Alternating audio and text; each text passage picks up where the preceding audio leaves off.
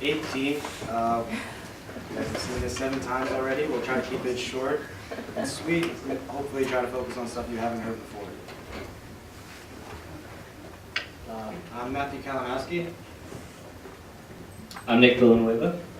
I'm Kevin Benitez. And I'm Alex Aguilar. So I know you guys have seen this all day, but bear with me. Last time see, I promise. So just to review the challenge. So the first part was our quadcopter has to fly through different loops at different heights. So basically follow a defined 3D trajectory. And the second part of the challenge was that I had to interact with 3 different types of stations. 2 of these stations were gas stations that held Windex and Clorox. 2 other ones held images that we were supposed to take pictures of. And the third station was a proximity station, which our quadcopter was supposed to fly and try to avoid a specific radius around that area. So keeping these ideas in mind, what was it that a quadcopter had to do specifically? And what were our main constraints? Well, 1, it had to be able to detect and identify the presence of Windex and Clorox. 2, it had to be able to take pictures and transmit a live feed video of where we were flying. 3, right. So in order to have the highest endurance possible, we had to keep it as lightweight as possible. So the DJI Phantom manual said that we should not exceed the max weight of 1,000 grams. So that was one major constraint, was trying to keep it as lightweight as possible. And finally, apart from the materials that were provided to us, we only had a $100 budget to spend. So we had many design considerations to work with, as the prior 7 teams demonstrated. Being that the 4 of us had so many prior commitments in other classes that we'd taken during IAP, we decided to be as realistic as possible in our approach. Autonomy would have been a lot of fun and quite a unique challenge, but we knew at the end of the month we needed to perform in a challenge, so we decided let's just focus on those specific goals and try and get that done, which were navigating through hoops. We were going to use first-person view from the GoPro. Another consideration we had to keep in mind was the rotors that could disperse the chemicals, and we'll see how that came into play later. We didn't know whether we would extend our sensors away from the rotors or maybe shield them with some other material. And the lag from Wi-Fi and quad rotor instability wasn't much of a concern outside, but as you can tell, when you bring it inside, all of that kind of, taking that for granted kind of goes out the door.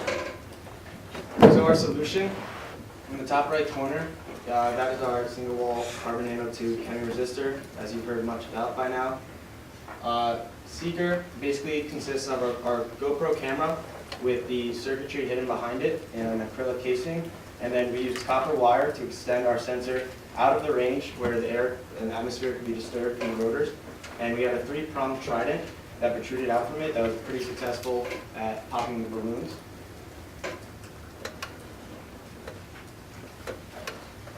So analysis, our quadcopter we found out had approximately 15-minute flight time, and through some very intricate research, known as hit or miss, we found that it could actually reach 1,200 grams, or originally in the manual 1,000 grams. Also, the chemical sensors had a negligible weight when we were calculating the total weight that we would have to carry. C word, I know it's scary, but a cost other than what we were given, which was the quadcopter, the Arduino, and the sensor, we had 0 cost. So essentially a contribution margin of $100.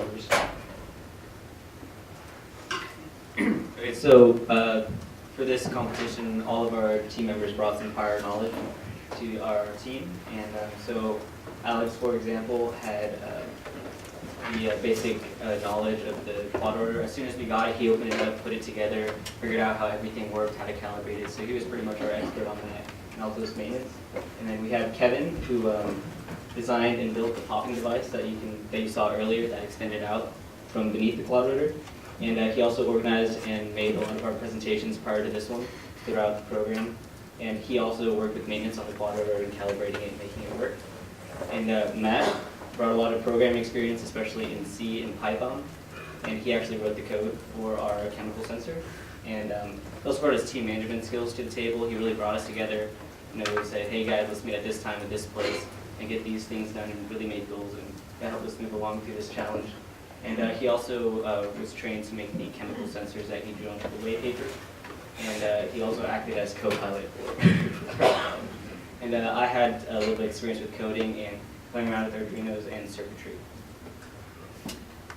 So we need a lot of skills to complete this challenge, and so those included coding, especially Arduino for our chemical sensor, and we needed to take the information from our sensor to our Arduino and relay that back to us to see which type of gas it was.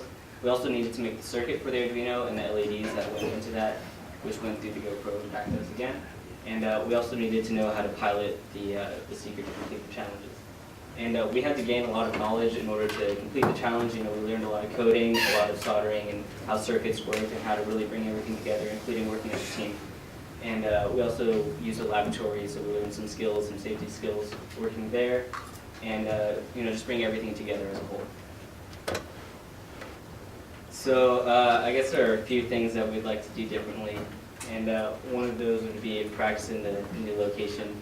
As you saw in the video, it did not go that smoothly, and we encountered some problems that we did not expect. And so I feel like more practicing in more places, that would have helped. And there were just a lot of unexpected problems that went in with that.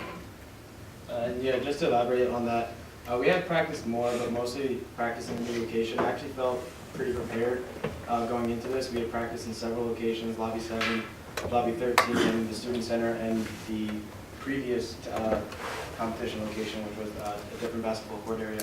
And the lag from the GoPro wasn't that bad. It averaged around like 50 milliseconds. And the stability of the quad rotor also wasn't that bad. When it came to the actual competition, it turned out it kind of broke before we really saw much going on. So we were doing a no line of sight view. We actually didn't even know it was broken. We were kind of confused onto what happened. It's a little upsetting because we didn't really get to partake in the competition much, but I guess you just have to deal with that. And another tip, if you're dealing with high voltage circuitry, please do not cross the wires, otherwise this will happen, and you'll lose valuable time trying to fix it, whereas you could be practicing. We'd just like to thank all the IACME companies, and in particular, we'd like to thank Lincoln Laboratories for being the specific sponsor for our team.